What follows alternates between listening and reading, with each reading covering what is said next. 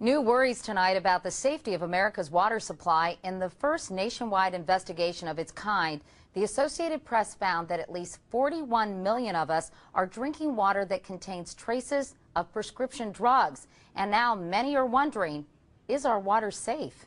Here's Nancy Cordes. The Associated Press investigation reveals that nearly every drinking water supply in the country that's been tested for pharmaceuticals tested positive. 24 major metropolitan areas from coast to coast.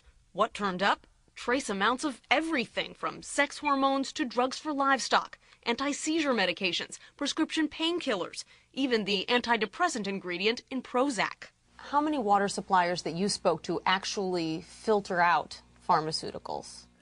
Virtually no water supplier we talk to will claim or can claim to entirely filter out pharmaceuticals because the treatment systems aren't designed to filter out pharmaceuticals. In Philadelphia, for example, scientists detected 63 different pharmaceuticals in the untreated watershed and 56 in the drinking water. Just a handful had been eliminated by filtration. The EPA doesn't yet even require water providers to test for them.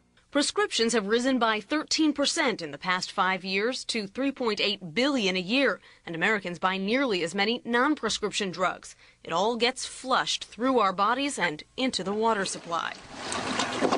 We are a medicalized society, and I think it's important for people to recognize the kind of public health implications of this kind of medicalization. The concentration of drugs Americans are drinking is very low, like 1 part per billion.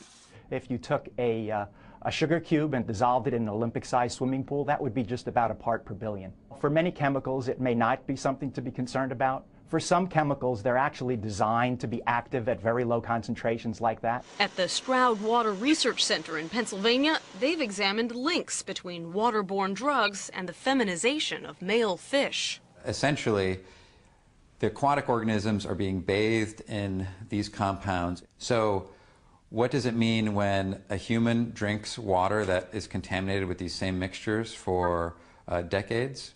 It's really unknown. If the risks are unclear, so are the solutions. Home filters aren't designed to remove all drugs, and bottled water often comes from the very same source as tap water. Nancy Cordes, CBS News, New York.